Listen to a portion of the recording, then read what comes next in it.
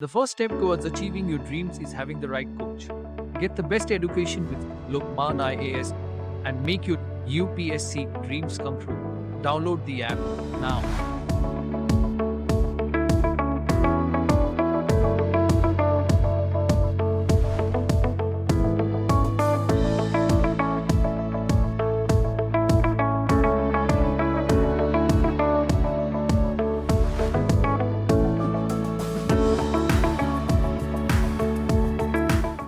Happy New Year, everyone. I'm Arjun Gupta, and I have secured All India Rank 1 in Indian Economic Services exam this year. And today I will be sharing my strategy and some tips which people can follow that I followed, and I'll be sharing my strategy, how I approach the exams. But before that, brief background about myself. So I come from Jammu, and I did my schooling in Jammu itself till class 12th.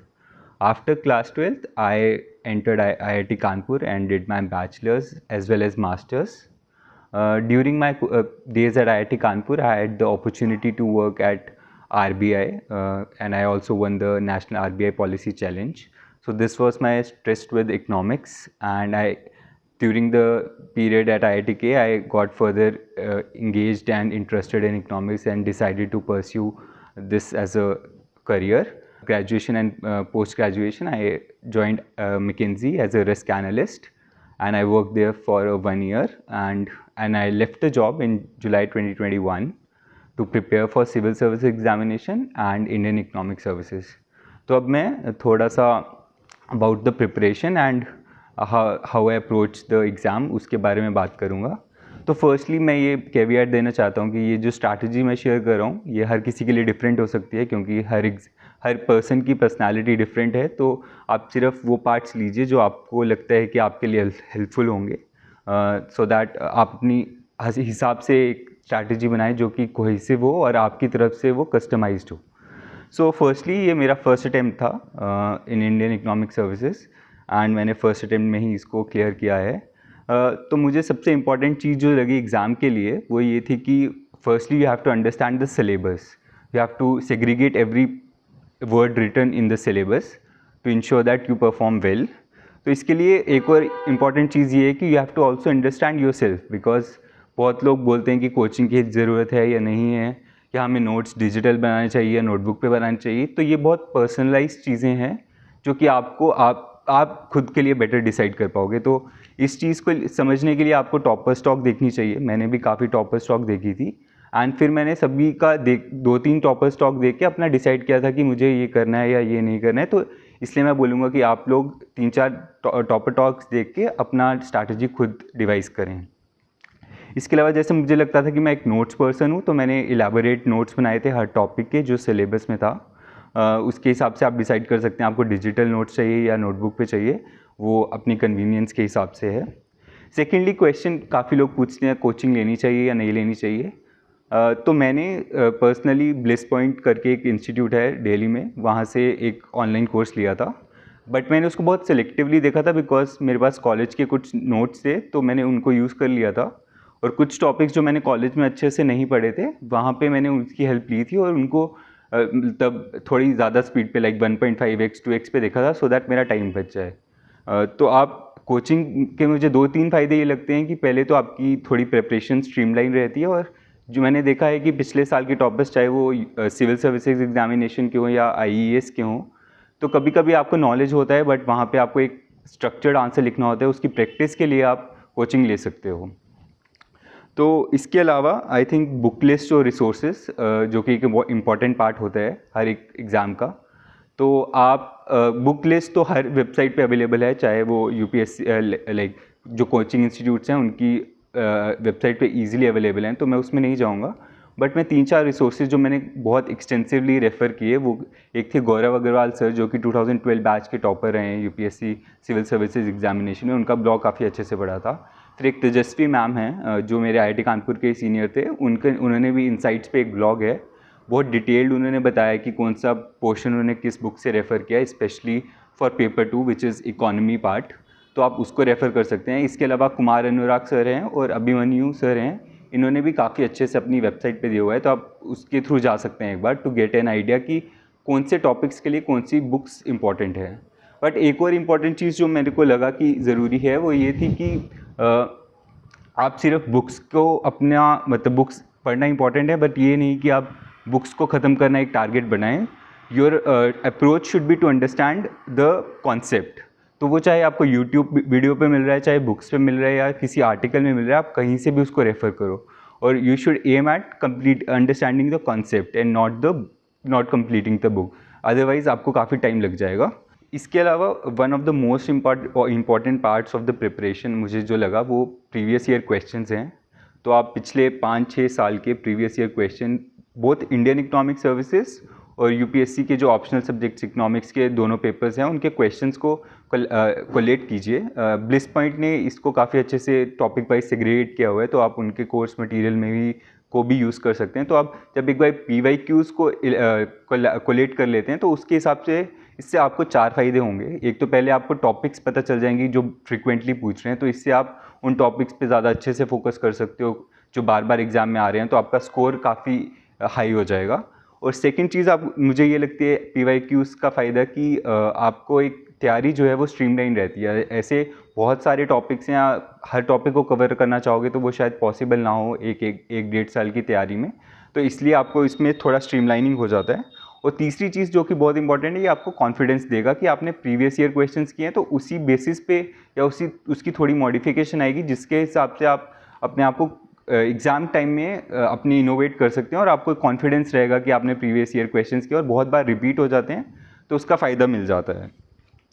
इसके अलावा जैसे मैंने बोला smart work बहुत important है। आप books के पीछे मत जाइए, rather concepts through various resources should be your strategy. Apart from that coming to कुछ जैसे हमें पता है कि 6 पेपर्स होते हैं इस एग्ज़ाम में, तो यूजुअली हम इंग्लिश और GS का पार्ट इग्नोर करते हैं। तो इंग्लिश के लिए मैंने अलग से कुछ नहीं किया था क्योंकि मैं सिविल सर्विसेज की भी तैयारी कर रहा हूँ, तो उसमें मैंने स्मृति शाह मैम में उनके ऐसे के वीडियोस देखे थे। उसके अलावा जो सिनोनिम्स और जो ईडियम्स वगैरह हैं वो मैंने last 5 years Indian economic service के ही पेपर देख के गया था, तो उसमें से मैंने उसको अच्छे से प्रिपेयर कर लिया था। अगर कुछ क्वेश्चन इस बार, कुछ वर्ड्स इस बार रिपीट हुए थे तो वो मैंने कर लिए थे, अदरवाइज़ इस पर आप इतना एफर्ट मत डालिए बिकॉज कॉस्ट टू बेनिफिट बहुत ज़्यादा मतलब कुछ फ़र्क मतलब फ़ायदा नहीं होगा आपको इसको परस्यू करने से। इसके अलावा आई थिंक न्यूज़पेपर रीडिंग एक बहुत इंपॉर्टेंट एस्पेक्ट है, चाहे वो सिविल सर्विसेज हो चाहे इंडियन इकोनॉमिक सर्विसेज एग्ज़ाम हो। तो मैं मिंट पढ़ता था डेली, तो इससे आपको वैल्यू एडिशन काफ़ी अच्छा मिल जाता है, स्पेशली जो मिंट का सेकंड पेज होता है जिसमें वो प्लेन फैक्ट्स देते हैं, तो हर दिन एक नया टॉपिक उसमें कवर होता है। तो आप अगर डेली उसको फॉलो करें तो आपके पास at the end of the day बहुत इलेबोरेट डेटा बैंक बन जाएगा, तो आपको और किसी चीज़ सोर्स को रेफ़र करने की ज़रूरत नहीं पड़ेगी। इसके अलावा मैं इंडियन एक्सप्रेस पढ़ता था जो कि GS2 के लिए बहुत इंपॉर्टेंट, GS के लिए बहुत इंपॉर्टेंट है, जो कि पेपर 2 है इंडियन इकोनॉमिक सर्विसेज में। At least polity portion, economic portion वो उससे कवर हो जाएगा।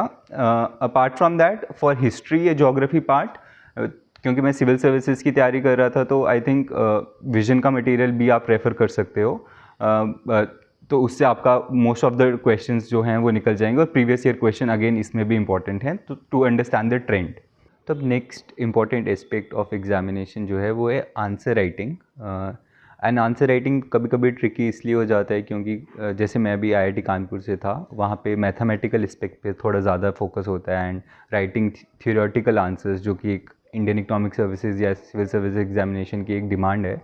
तो उसको फुलफ़िल करने के लिए इम्पॉर्टेंट है कि you have enough practice of answer writing, and उसका भी एक मतलब एक तरीका है how you can write good answers, तो उस पर मैं अब थोड़ा इलेबोरेट करूँगा।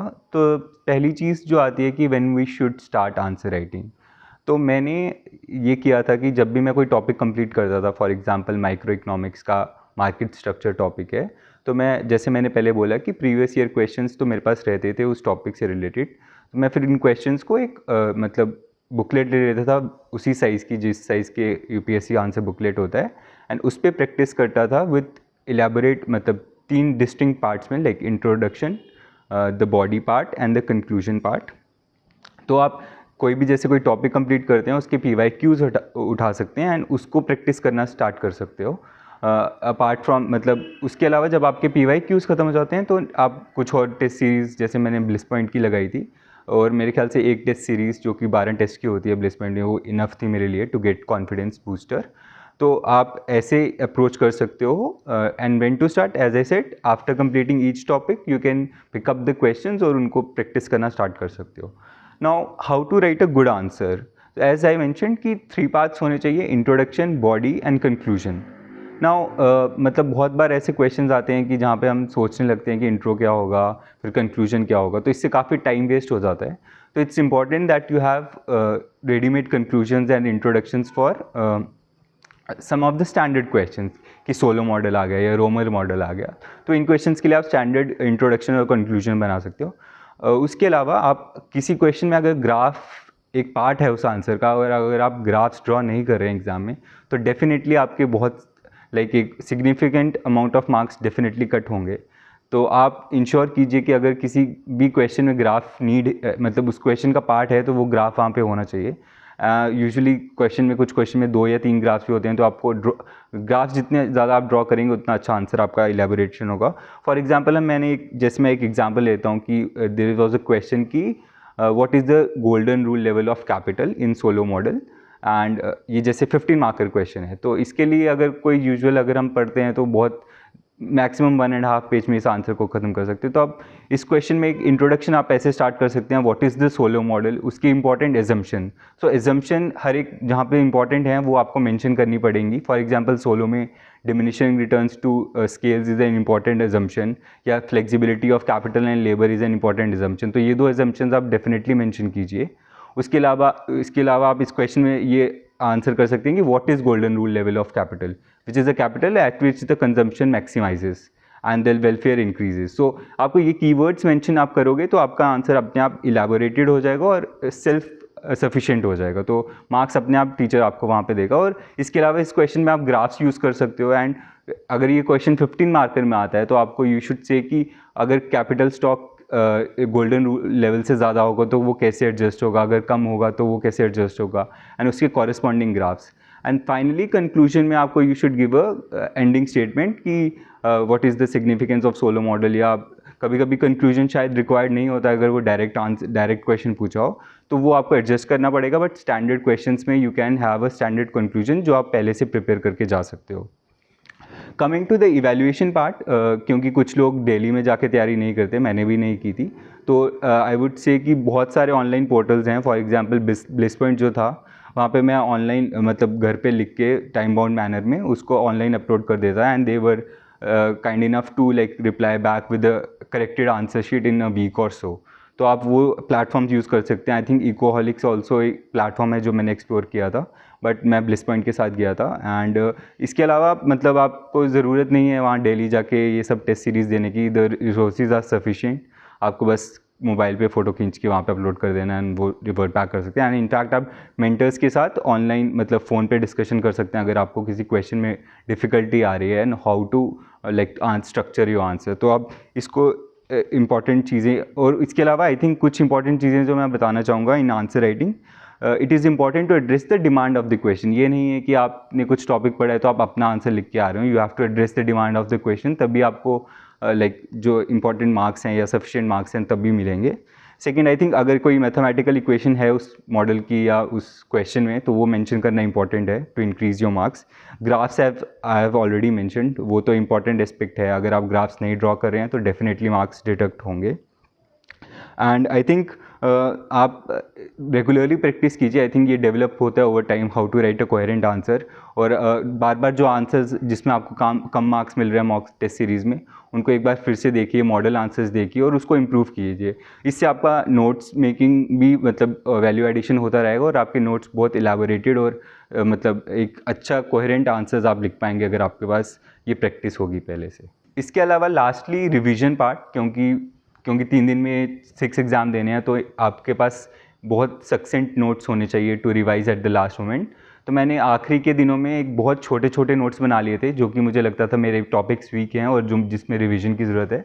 तो मैंने 10-15 पेजेस में हर टॉपिक के नोट्स ख़त्म कर दिए थे, सो दैट मैं जाने से पहले उनको एक बार देख लूँ, to keep my confidence high. तो आप उस तरह से एक नोट्स बना सकते हैं जब आप एग्ज़ाम्स के करीब आ रहे हों, जिससे आपको कि लास्ट मोमेंट पे रिवीजन करना थोड़ा इजी हो जाएगा। इसके अलावा थर्ड एस्पेक्ट जो मेरे को प्रिपरेशन का लगा वो कि जो है कि मैनेजिंग द टाइम। तो स्पेशली जैसे मैं पहले जॉब कर रहा था तो मैंने जॉब छोड़ी थी, तो आप अगर वर्किंग हैं तो आप डिसाइड कर सकते हैं, ये बहुत पर्सनलाइज डिसीजन है अगेन। अगर आपको लगता है कि आप जॉब के साथ तैयारी कर सकते हैं तो आई थिंक पॉसिबल है इस एग्ज़ाम को क्लियर करना। अदरवाइज़ मेरे को ऐसा लगता था कि मेरी अटेंशन जो है वो डाइवर्ट हो रही है, तो इसलिए मैंने फुल फ्लेज्ड 1 ईयर तो सोचा ही था देने का। उसके अलावा आई थिंक बहुत इंपॉर्टेंट एस्पेक्ट जो मैंने फॉलो किया was to operate on daily basis. तो मैं ये नहीं था कि 6 महीने के बाद एग्ज़ाम है तो मैं उस स्ट्रैटेजी को लेकर चल रहा हूँ, बट मैं हर दिन का अपना एक टारगेट रखता था। तो like they say in economics you have to operate on the margins, तो उस हिसाब से ही आपको एवरी डे एक शेड्यूल बनाना होगा, जो कि एक ब्रॉड शेड्यूल हो सकता है, ये नहीं कि आर टू आर, बट एक सेशन टू सेशन आप आफ्टरनून में क्या करना चाहें या फोरनून में क्या करना चाहें वैसा एक बना लें। तो इससे आपको ये रहेगा कि आपकी एक जो तैयारी है वो एक स्ट्रीमलाइन रहेगी और आपको एंग्जाइटी कम होगी, बिकॉज आपको पता है कि आपने इस महीने में इतना सिलेबस कंप्लीट करना है, तो इवेंचुअली आप इजीली उसको सेल थ्रू कर जाएंगे। इसके अलावा आप मॉक्स लगा सकते हैं to understand what should be the structure of the answers, to get your answers in right amount of words, जो वहाँ पे वर्ड लिमिट होती है। तो इसलिए अगेन मैंने ब्लिस पॉइंट की ही मॉक सीरीज़ भी लगाई थी, टेस्ट सीरीज़, तो उससे मुझे काफ़ी हेल्प मिला इस एग्ज़ाम के लिए। And finally I think introspection बहुत इंपॉर्टेंट है। इस जो भी आप डेली टारगेट सेट कर रहे हैं क्या वो अचीव कर पा रहे हैं या नहीं कर पा रहे। एंड आई थिंक इनिशियली ये बहुत इंपॉर्टेंट है बिकॉज हमें पता नहीं होता है कि हमारा कैपेसिटी या एबिलिटी क्या है। तो आप टारगेट सेट करिए, फिर इंट्रोस्पेक्ट करिए कि आप कितना अचीव कर पाए और कितना नहीं कर पाए। तो आपको ये भी पता चल जाएगा कि what are the realistic targets for every day और एवरी वीक। सो इससे आपको कॉन्फिडेंस भी आएगा और आप ईजिली मतलब एक मैनेज कर पाएंगे अपने टाइम को। तो उसके अलावा I think final stage of the exam was interview obviously, and उसके लिए हमें काफ़ी टाइम मिला था, बट बीच में मेरा मेंस का एग्ज़ाम था तो मेरे को लगा कि मैं उतने अच्छे से तैयारी नहीं कर पाया। इसके लिए मैंने एक मॉक दिया था जो कि अगेन ब्लिस पॉइंट में ही दिया था मैंने। ऑल्दो वो मॉक उतना अच्छा नहीं गया था, बट आई थिंक मैंने उससे काफ़ी अच्छी लर्निंग्स ली थी in terms of facial expression कैसा होना चाहिए, how to greet the panel. इसके अलावा मैंने 1-to-1 सेशन पे थोड़ा ज़्यादा एम्फोसिस किया था। मैंने फोरम IAS से डैफ सेशन ले लिया था एंड ऑल्सो फ्रॉम इकोहॉलिक्स, वहाँ पे सनत सर हैं, उनसे मैंने एक डैफ सेशन ऑर्गेनाइज करवाया था। तो उन्होंने काफ़ी हेल्प किया था in terms of how to understand the demand of the interview. आपको आपकी स्टेट अच्छे से प्रिपेयर करनी है और डैफ का जो हर कॉलम है उसको अच्छे से प्रिपेयर करना है। फाइनली आई थिंक जो on the day of the interview बहुत काम बोर्ड होता है एंड कॉर्डियल लोग होते हैं वहाँ पे, काफ़ी बहुत अच्छे से बोर्ड ग्रीट करता है। एंड आपका इंटरव्यू कैसा जाता है ये आप ड्राइव कर सकते हो, क्योंकि मेरा एक्सपीरियंस ये रहा कि जो मैं आंसर्स बोल रहा था और जो आंसर्स में कीवर्ड्स यूज़ कर रहा था उसी से वो लोग मतलब नए क्वेश्चंस बना रहे थे, और उस तरह से मेरा इंटरव्यू मैं ऐसा लग रहा था कि खुद ड्राइव कर रहा हूँ और मोर ऑफ अ डिस्कशन लग रहा था ये।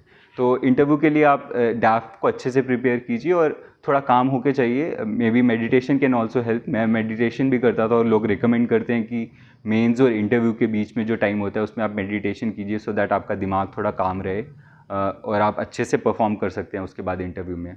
तो ओवरऑल मेरी यही स्ट्रैटेजी थी।